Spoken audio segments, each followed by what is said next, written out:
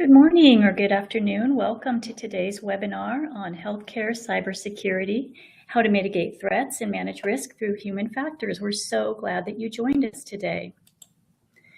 This session is being recorded, so I just wanted to let you know that up front. If you need to log out for any reason or if you're having troubles with your connection, we will send you a link to the recording after the session, so don't worry about that.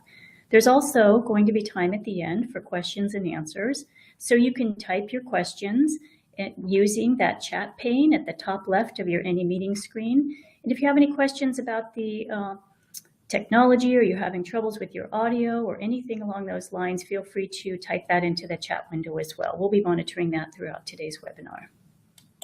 I'd like to start off a little bit by letting you know who we are and why we're giving this webinar. We are University of San Diego, and if you haven't heard about us before, we've actually been around for about 60 years now. We're top ranked in a number of categories, and U.S. News and World Reports has accredited a number of our programs, including naming us as one of the top 100 online graduate education programs.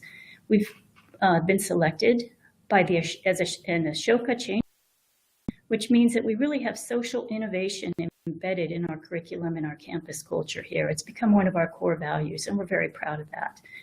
Our Hahn School of Nursing and Health Sciences is top ranked in research and clinical practice, and the USD is now offering a number of our professional graduate degrees in a unique online format, and that includes a Master of Science in Healthcare Informatics. And now let me tell you a little bit about today's presenter. Dr. Jonathan Mack has 33 years of experience in healthcare, including 20 years as a nurse practitioner, plus hospital leadership experience in roles such as administrative director, chief nursing executive. He's been chief operating officer. He received a PhD in nursing with a research focus on applying systems engineering applications to the healthcare environment. He then completed a 2-year engineering fellowship where he researched and developed clinical user interfaces for medical devices and mobile technology. Since 2007, Dr. Mack has been on the faculty here at University of San Diego, Hahn School of Nursing and Health Sciences, where he now serves as an associate clinical professor and, of course, program coordinator for the graduate program in healthcare informatics. His unique blend of experience in hospital administration, clinical information systems, and device engineering really makes him the perfect presenter for today's topic. And with that, I'm pleased to pass the reins over to Dr. Mack.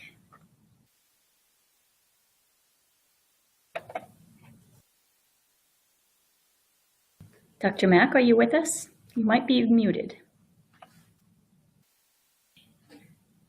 Welcome. Casey, thank you very much for that introduction. Welcome everyone who is online. We really appreciate your participation today in this very timely topic. Just a little bit of background, our healthcare informatics program at the University of San Diego hosts ongoing webinars featuring timely topics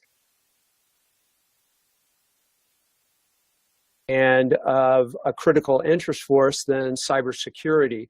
I don't think any of us can open up a newspaper or turn on the television and a week doesn't go by where we don't hear about either a cyber attack at Home Depot, other businesses, and of course now intrusion into healthcare, now that we've been identified as a real threat.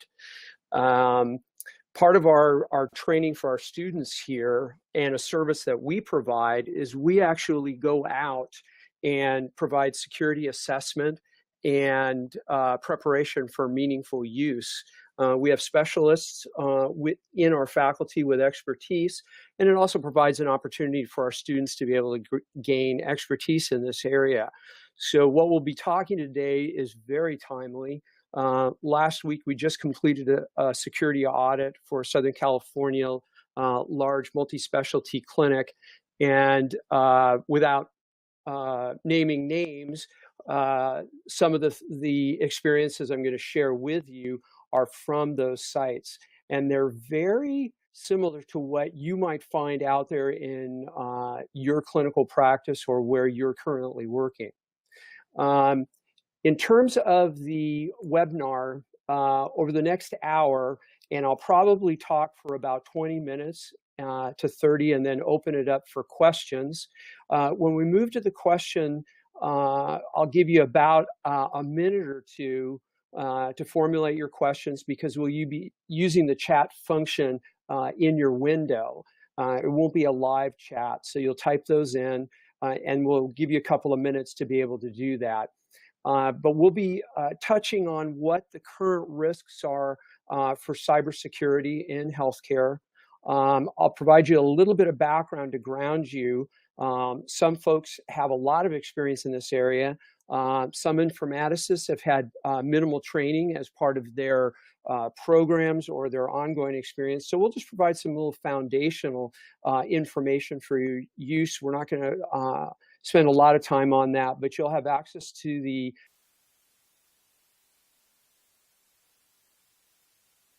some tools throughout the webinar as go-tos for security audit tools or information or education. Because when we talk about cyber hygiene, those are all those human factor pieces that are critically important in breaking that chain of security breakdowns in the cyber system. We'll be talking also about those simple techniques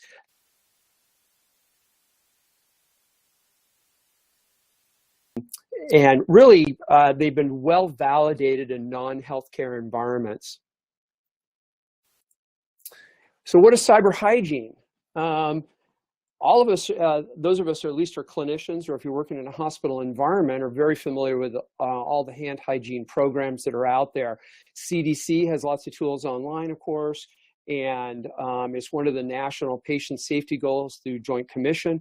But cyber hygiene is really very similar, and it describes a set of practices, measures, and methods that we use and perform in order to protect our workstations as well as our networks from cyber attacks.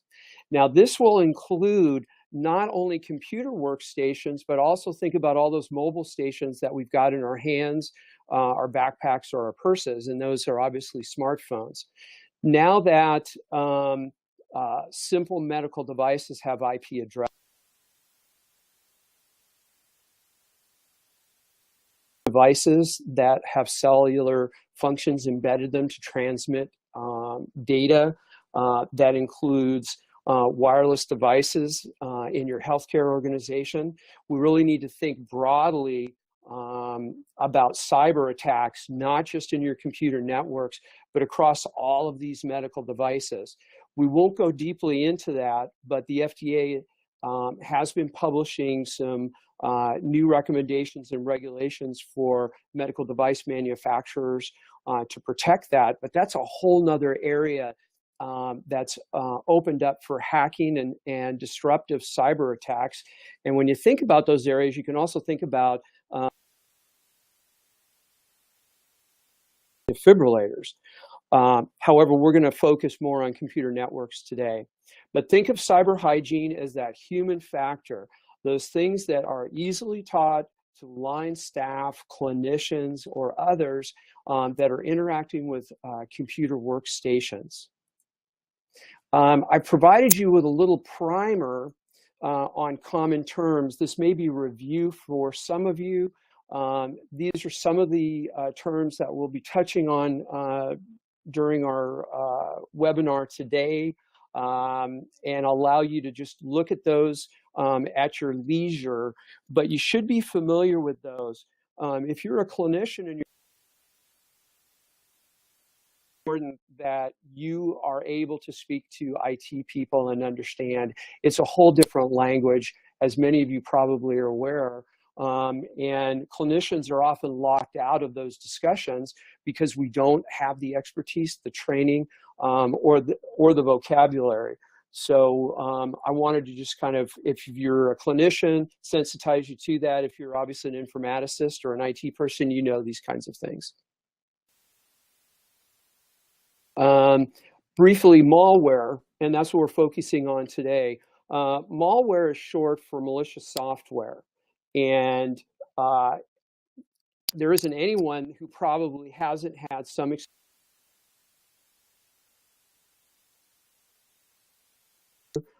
that you've gone onto a website and a cookie was loaded either with your permission or without your permission, or you inadvertently were tricked into an email that took you to a website that showed you some type of advertising. And then when you go back to those websites or you go to other websites, it's constantly displaying educational banners. A lot of malware over the years was not malicious. It wasn't intended to do any harm to the user systems or software. It was more about data gathering, such as what cookies does when you go to a particular website. Amazon is probably one of the most expert folks around using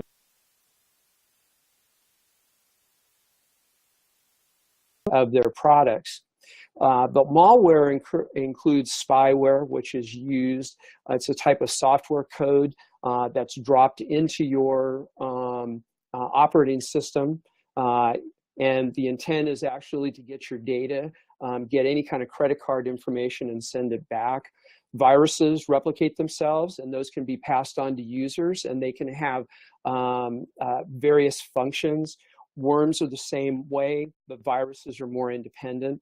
Trojans are generally disguised as programs that we use or that we might be interested in that look reputable, but in fact have a very hidden agenda to steal data or subvert the architecture of your operating system. And then again, we've got adware. One of the ones we're going to focus on today in malware is ransomware. I think you've probably heard about these in the popular press recently, attacking several hospitals in Southern California and nationally. But why is healthcare such a cyber target? You know, many of you know that we've only recently been migrating to digital management of clinical information. And if it wasn't for very likely the Meaningful Use program from the Center for Medicaid Services that requires healthcare organizations and eligible providers to implement electronic medical records,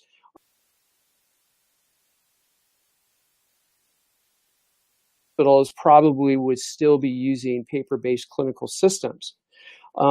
Except for prior to using electronic health records, most of the clinical data or data that was being shared on the web was minimal billing data that went to CMS or insurance companies, some demographic data or clinical data that was being sent to that was required for various reporting, such as surgical infection rates, or other types of regulatory by state was being shared. But now that a large number of organizations have clinical data that's moving about across the web and being shared, that's created a very ripe target. We'll talk about why our data is actually more interesting and brings a higher price on the dark web than actually credit card data. One of the extended risks for us is that we all love our mobile devices. Physicians like their clinical data on their smartphones. Many of the major electronic health records clinical data on mobile devices, which are all Wi-Fi enabled or cellular based, which creates new risks because it's very easy to hack into those. Healthcare data is actually more valuable on the dark web than credit card data. If you're not familiar with the term dark web, that's the underside of the internet. And the internet obviously is not regulated by any regulatory bodies. We all know that. But the dark web requires a special software to access. Dark web is where activity goes on. Credit card numbers that are stolen are sold on the dark web. They generally are sold in the area of $3, $5, $10 a piece for a credit card number, whereas you might get up to several $100s for partial or complete medical records. You're probably asking yourself, well, why is that? A credit card, I could get some money. You're absolutely right, but actually a credit card number, once it's been stolen, it's only active for a short amount of time and then it's deactivated. So those hackers have a short amount of time to be able to make use of it, and it has a very limited amount of information. Medical data, if you're able to hack in and get a demographic sheet out of billing data or an electronic health record, you have data that generally does not change. Social security numbers don't change, birth dates don't change. Usually people don't move around a lot, so their home address doesn't change. But this data is highly prized because of the ability to go out and create new identities for individuals out there. So medical data is highly prized and more valuable on the web. And that's one of the reasons that we have become a higher target. That and healthcare organizations have very deep pockets, as we know. And with the recent activity, and there's already been 40 reports of ransomware with major health organizations since January 2016, and a significant precedence was set recently with health organizations actually paying that ransomware.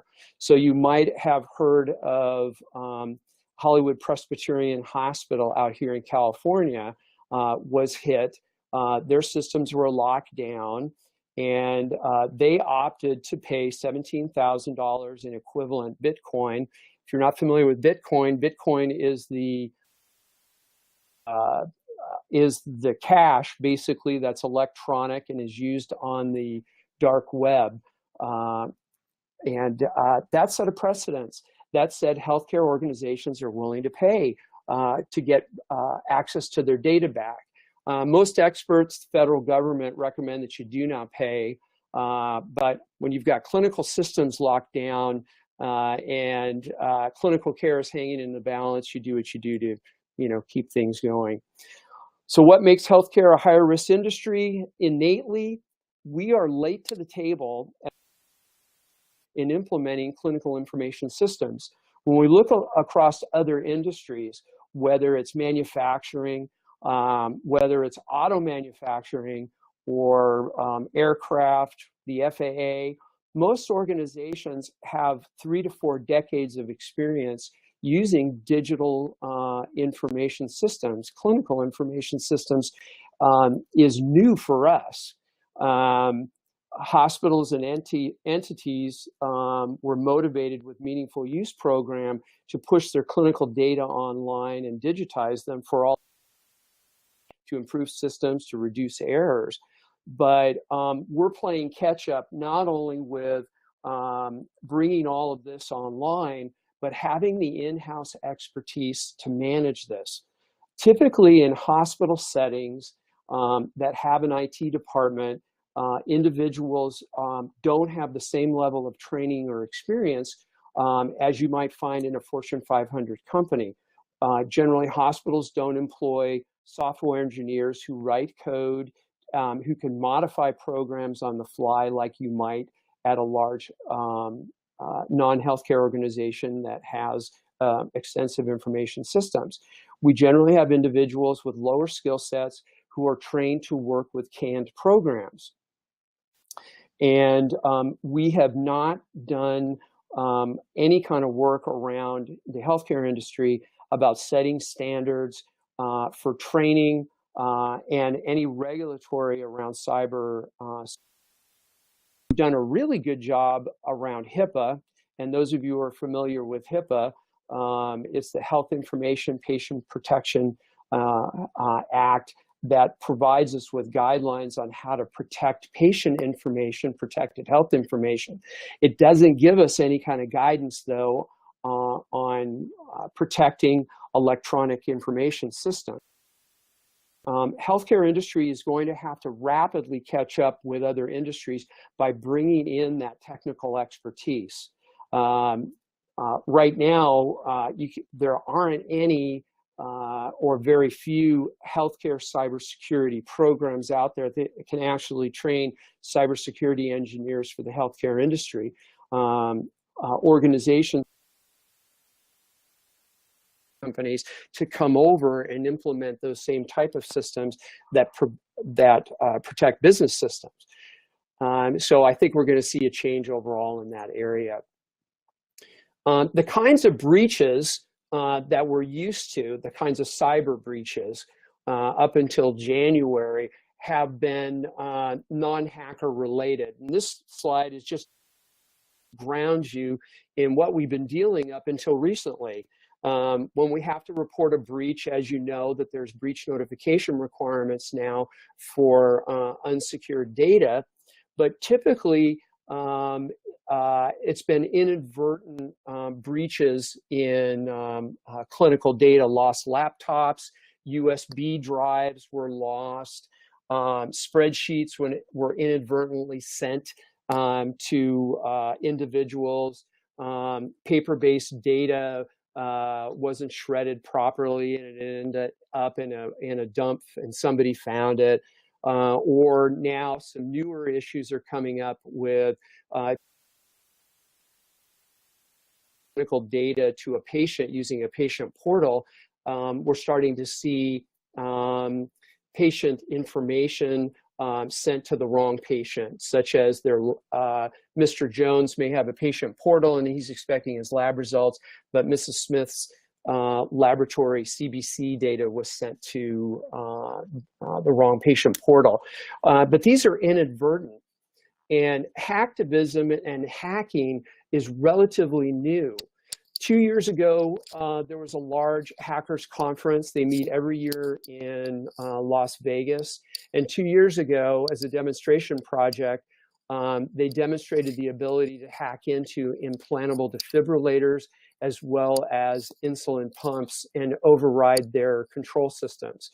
That was a demonstration, but it should have been a wake-up call for us 2 years ago to really start looking at how are we going to protect these systems, both in the hands of patients as well as the clinical information systems and networks. So we're obviously playing catch up.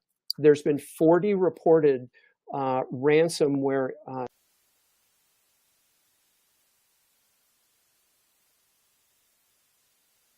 and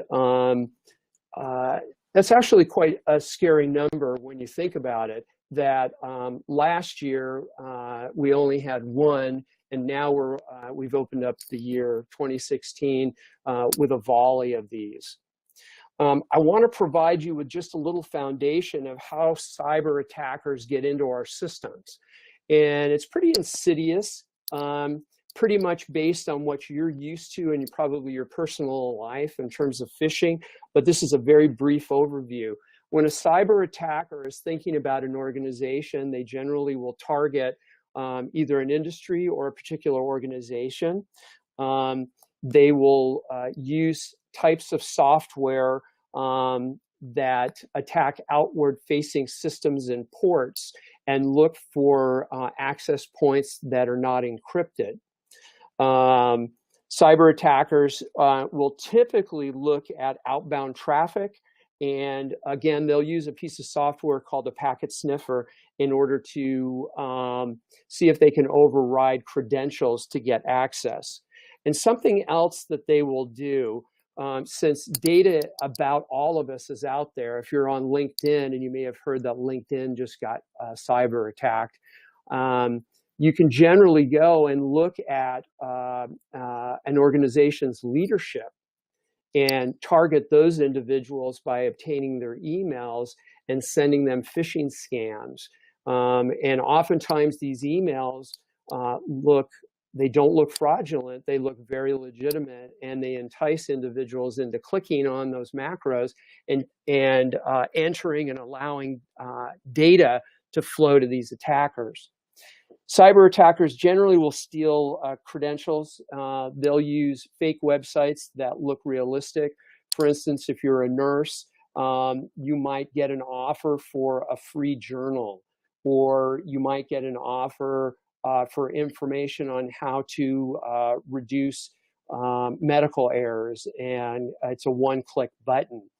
And that's where ransomware is often deposited in the back end on that computer, where it eventually gains access to the network.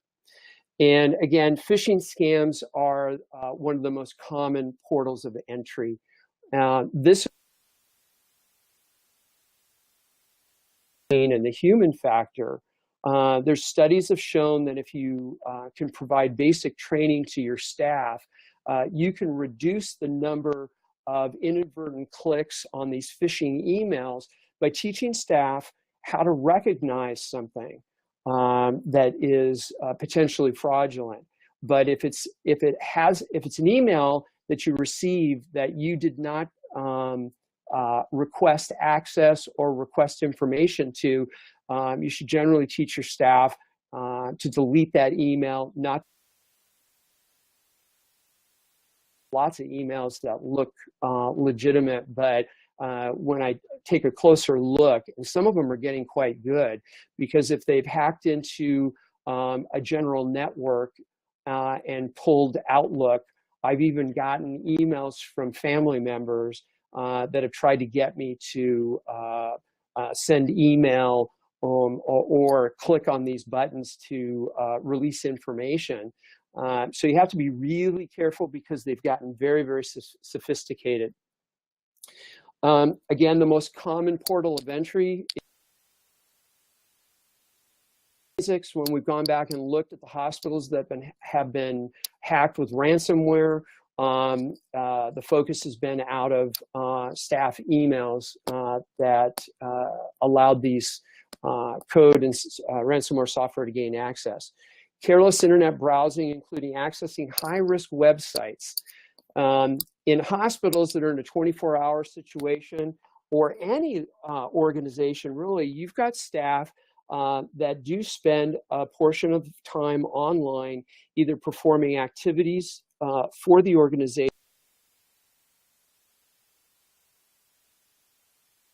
a journal, or I may be going online, making a purchase through Amazon. That innocent type of activity can easily open up a network to possible infiltration by malware. So again, teaching staff, limiting access to the internet for just the needs of the organization. I really think that we're probably going to see organizations locking down internet access, internal internet access to external sources. And in your organization, there's lots of software that you can limit the website access by your staff.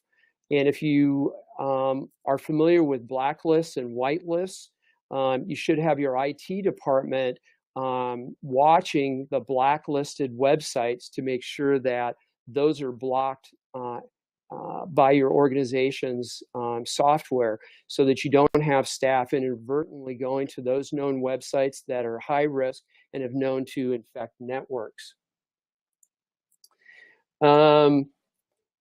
Briefly, ransomware, and we're just going to focus now for a few minutes on the ransomware. Ransomware is a type of malware. Originally was developed, or at least the experts feel that it came out of Russia, some of the earliest versions. There's over 70 different types of ransomware right now. If you go to the dark web, you can actually find open source software where if you have a little bit of coding experience, anybody can sit down and create a ransomware malware piece of software that you can send out. And one of the key cybersecurity and cyber hygiene tactics to protecting your organization is to ensure that you back up all data and that you do this on a regular basis. But some recent reports have shown that the ransomware is getting even more sophisticated in that it's searching out backed up data and locking that down as well. And I'm not suggesting not backing up data, but I just want to let people know that ransomware is evolving rapidly, and we're going to have to come up with some alternative solutions as to how to secure and lock down our backup capabilities. Usually with a malware infection, website, a single individual will get a pop-up that'll say that their data has been locked down, directing them to a site to pay a fee of some kind. I'm going to show you a few examples of those. Sometimes shared files are just not accessible on the network. One of the things we also recommend at the end of this webinar is going to your organization and looking at administrative access. If you've got individuals that don't need administrative access or broad network access, you should think about their role and limit. Someone, and this is a type of individual who has a higher risk for getting hacked. Any access that individual has across your network puts your entire network at risk. So that's really where the logic's coming from, of locking down your administrative access, making sure individuals only have access that need to have that access. And it's really surprising when you go back and you do an audit of who has access to what databases are accessible to,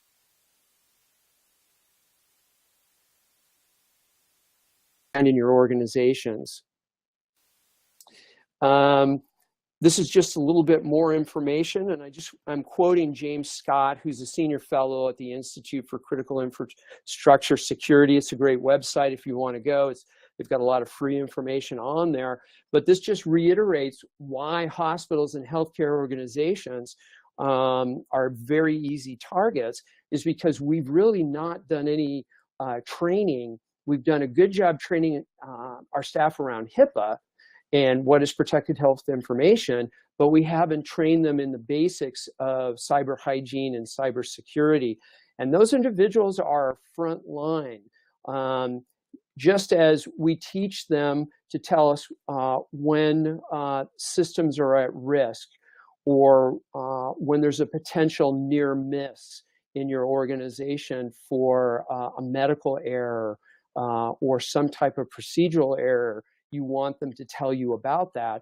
We want them to be our early warning system. When they start seeing emails that don't look right, we want them to notify the IT department very quickly so that we can lock down. And we'll talk a little bit more about that in a moment. This is a list of currently the publicly reported ransomware hacks.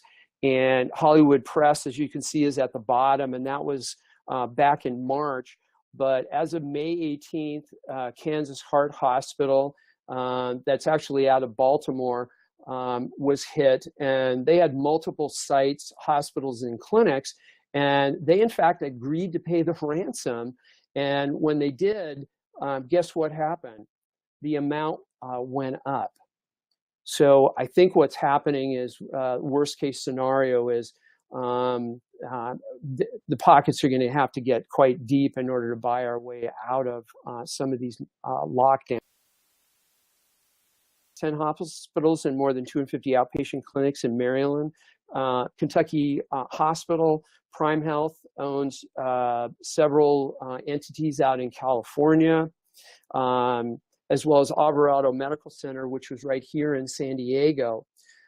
If you're fortunate, your organization does have a staff that's constantly monitoring for activity and software that's trying to access your ports.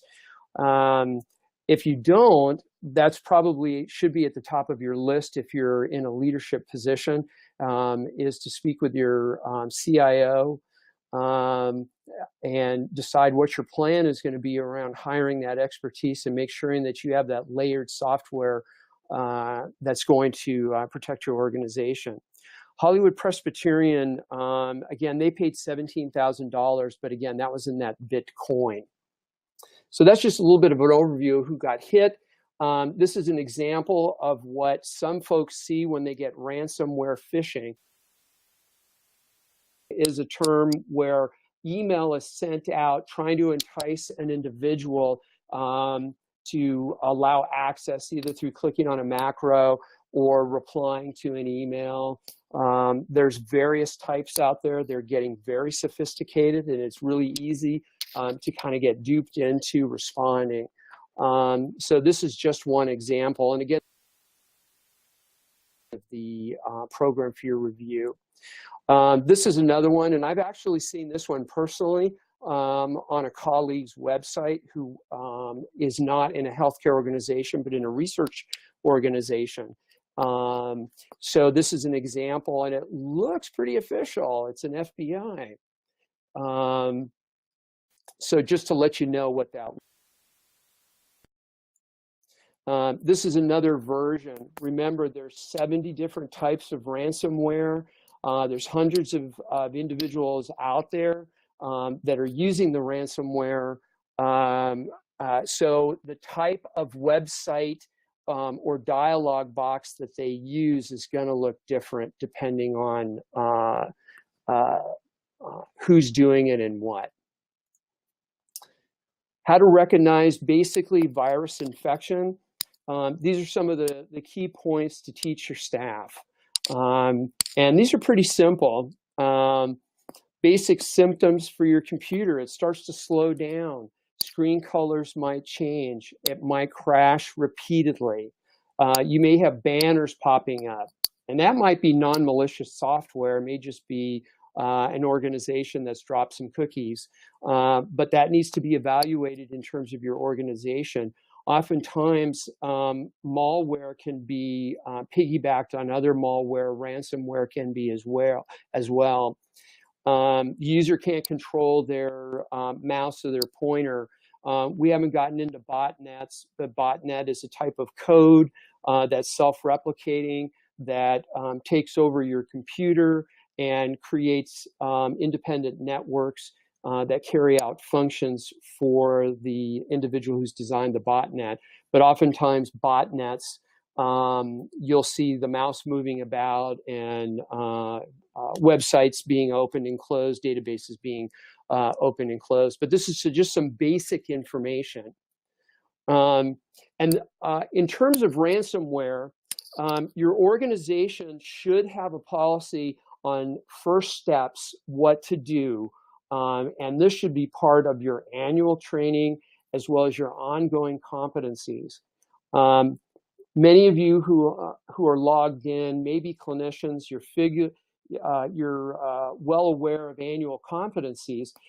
And cyber hygiene should be part of those annual competencies. Just as we go through proper hand washing technique or dressing changes, there should be an annual competency review on how to identify phishing scams, what to do in the event that a workstation has been compromised. Now, we're still very early in the ransomware attacks, but basically Homeland Security and some of the other experts out there are recommending that you shut down access from that workstation immediately, whether if it's a hard line connected or if it's a Wi-Fi connection, you immediately disconnect it. USB drives or any other external drives, disconnect them immediately. Don't plug them into any other devices, quarantine them. They may not be infected, and disconnecting those are to ensure they're not, but they might be a vector, a mode of transmission, a USB drive. So we want to immediately disconnect that workstation from that. You always want to try to discover what type of ransomware is being utilized. It's not always apparent. If you can get cyber experts are going to need to come in and understand what the level of threat is to your general network. If you have downtime procedures, you need to look at activating those. Now, the organizations that our health informatics program works with typically don't have standard policy and procedures. for cybersecurity and cyber downtime. Larger organizations do, hospitals do, generally. But if your organization does not have a disaster plan or does not have a disaster plan that has a cyber attack built into that, that should be at the top of your list. And with that cyber plan, you need to have, your clinical systems, hopefully won't be compromised during a cyber attack, but they might be, and you'll need to drop back to paper-based systems. Interestingly, a lot of folks who've been hired in the last couple of years and are working with clinical information systems, may have become so used to using clinical information systems, digital data, that they don't know how to work with paper again. And you may have an old timer in the hospital, in a nursing unit or care area that's familiar with paper-based systems. And this is why you need to run these disaster plans on a regular basis, just as you have fire drills, procedures, so that staff know where to get the paper-based systems, what to do when your medication dispensing machines have been compromised and are shut down. This is a really critical piece. It's not just the mitigation for threats on the front end, but God forbid you've been hit, so that you don't interrupt care and that you've got good downtime procedures. Most organizations are still very early on in this, so they may not have a dedicated cyber disaster plan, but part of that disaster plan should be a call tree for contacting your risk management folks. Your CIO, your technical people will be on it immediately, but your disaster plan needs to include how you're going to manage reporting your breach notification. You're obviously going to ensure that your clinical systems are stable, care is ongoing, but you need to have those experts who can manage the reporting to outside agencies.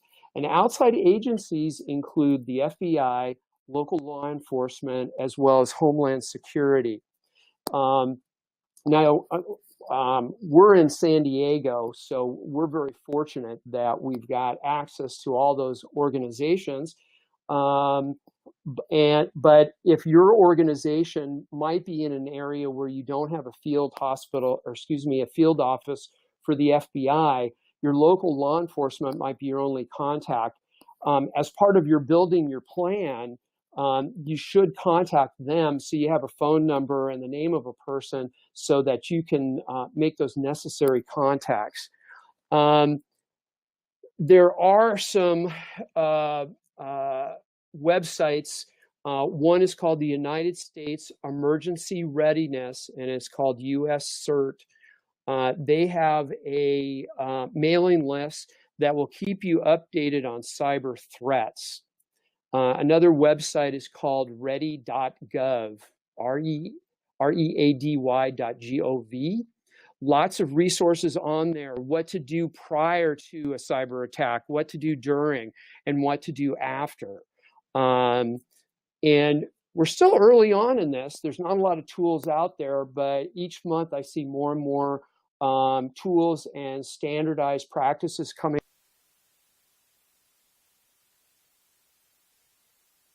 I would definitely find out who is in your city that you can reach out to for notifying the authorities that you've had a cyber attack. They may not be able to help regarding your cyber attack, but they can help protect others in your area. We've been talking about hygiene, cyber hygiene, and reducing those threats. And I want to just kind of take us back to a template for how to roll this program out at a staff level.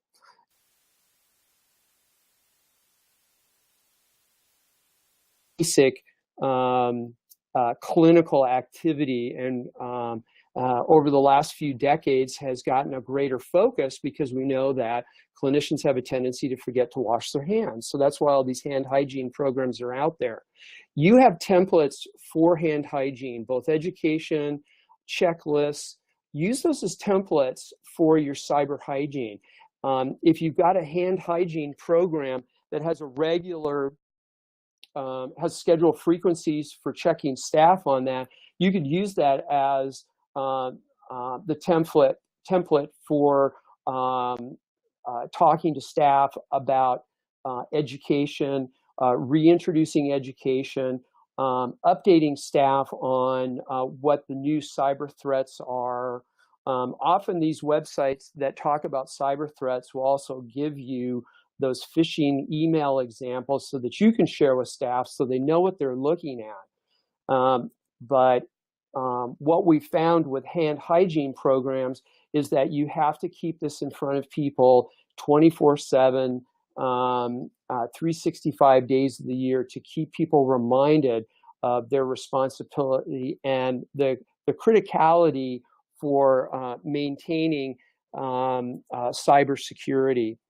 The human element, again, and I talked earlier in the webinar, basic education around this, which is training staff to be able to identify emails that are not appropriate. And sometimes if a staff member doesn't know exactly why it doesn't look right, that's okay. They just need to quarantine it and then notify their help desk or their IT department, but not to open it or click on it. Allow it to be quarantined or segregated and allow the IT specialist to open it. Ongoing training and assessment is very important. There are testing email activity by your staff, so you can send out fake phishing, and you can see what the hit rate is for opening those emails. That'll give you a good baseline to do before you start your program of cyber hygiene, and then a benchmark of where to go.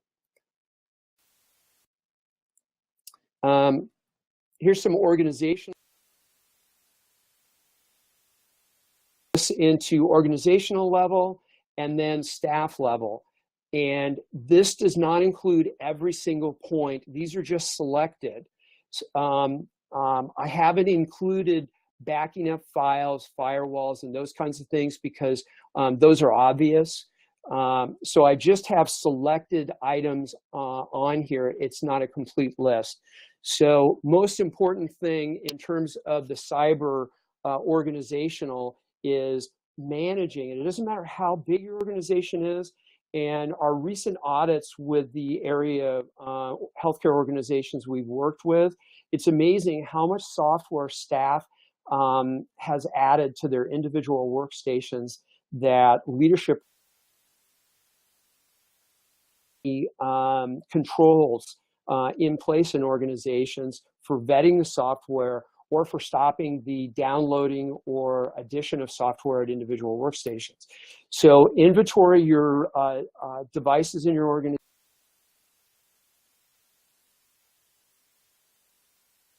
Process for the type of software that's being utilized by your staff. If you're in a small practice, it's amazing the kinds of programs that creep onto mobile devices, especially, you know, games, Candy Crush, clinicians. So you should be activating software to block access for uploading. It may require that you have physical barriers on desktop computers so that USBs drives can't be added. As an organization, you have to decide what's going to be important for you to add those or delete that functionality. But you've got to have active controls in place. You've got to conduct continuous vulnerability assessment. That includes not only on the network, using software to see what activities going on. Do you have staff that are going to blacklisted websites? What type of activity are they doing, especially off shift when staff have a lot of downtime? Managing administrative privileges. Remember, individuals that have broad network access, put the network access as possible, because if they get hacked, then your network is at a greater risk. Perform ongoing visual assessments. Just like we have teams that go out and assess for compliance.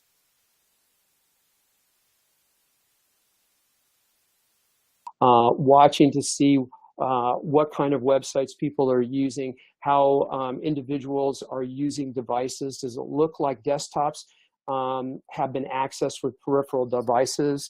But you guys generally get that idea. Staff level cyber hygiene, again, focusing on the educational, making that part of their new staff orientation, and then annual competencies, as well as ongoing vulnerability assessment. I can't stress that enough. This is the key in reducing cyber activity. Remember, ransomware has gained a hold in these organizations, and it's gained through phishing emails. And that happens because staff unknowingly click on macros and open up your networks to activity. So again, thinking about critical access to systems, what does a staff member really need access to? If it's a non-management person, do they really need access to deep databases for clinical information? Probably not. So conducting an audit is very important. That's one of the first things we do when we go out in an organization. We assess for risk. In terms of hardware allocation, software, and user access. One of the other most important things is the cycling of passwords. I'm probably the worst person around passwords. It's a pain. Oftentimes you got to remember more than one, but you should use software that forces staff to use complex passwords that at a minimum are every 3 to 4 months are changed. And that's really important that you do that.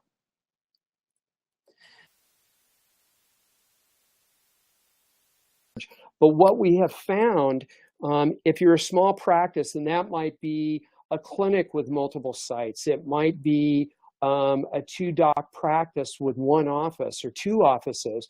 These organizations have no infrastructure, they have no expertise, and they probably don't have the labor dollars to go out and hire somebody to come in and do this. So they're actually at a significant risk. And in our experience in doing these audits, there's usually a complete absence of policy and procedures around HIPAA and security access. You don't need to go out and reinvent the wheel. There's lots of templated policies that you can purchase. Some of them are free that you can download and configure for the organization.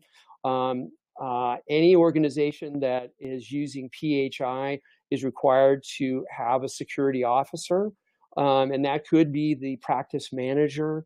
But this is for a large organization as for a small, but you're going to experience that there's less resources for getting these systems in place.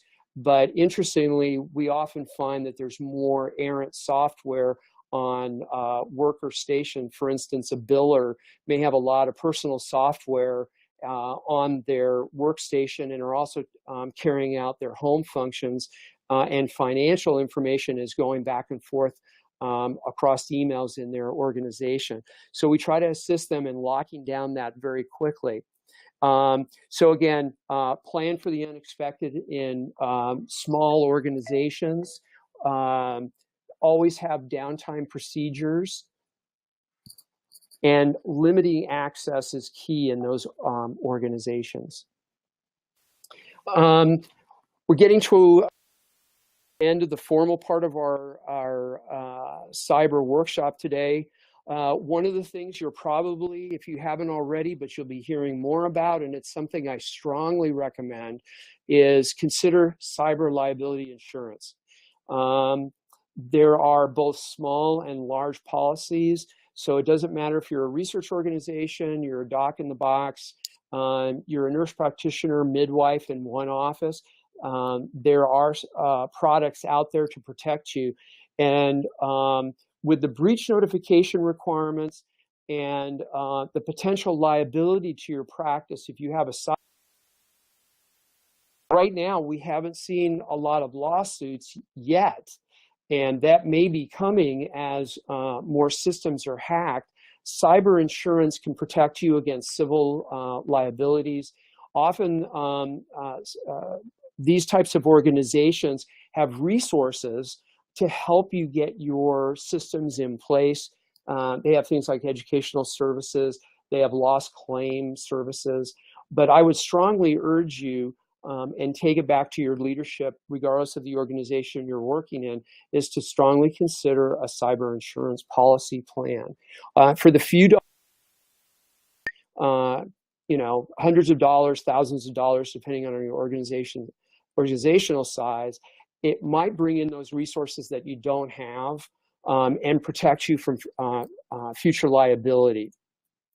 That's the first half of our formal cyber webinar. What I'd like to ask you to do is to take a moment and start submitting your questions to the chat box.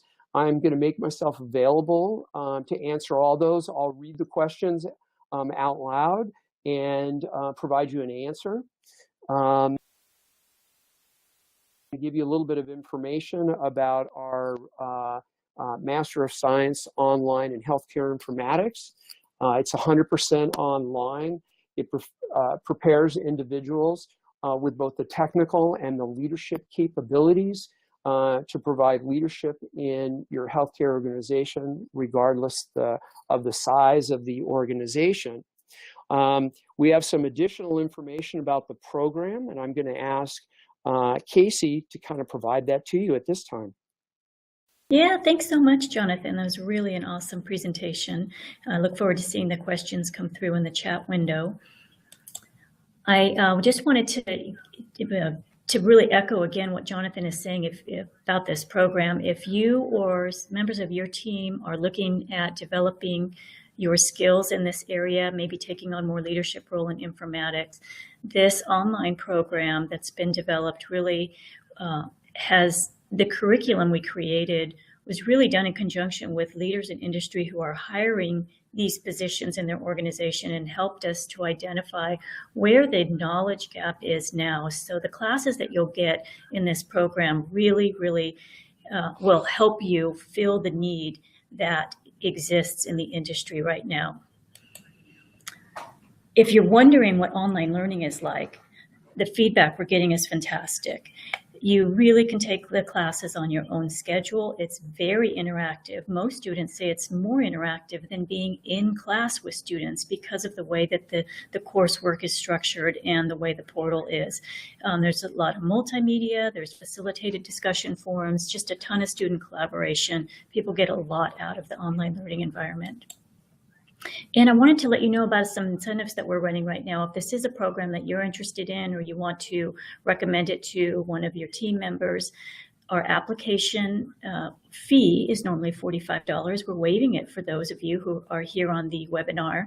So we'll send that to you in the follow-up email when we send you the recording in Dr. Mack's slide deck. We'll also send you that application waiver code. Additionally, if you apply and are accepted for the fall term by June 27th, you'll get an iPad mini. So that's fun too. You can learn more at the URL that you see on the screen there, both about the iPad mini promotion as well as about our program. So right now I'd like to see, let's see, I don't see any questions in the question pane yet. So go ahead and type those in there. And while I'm waiting to see if any of those arrive, I wanted to just share this last screen with you.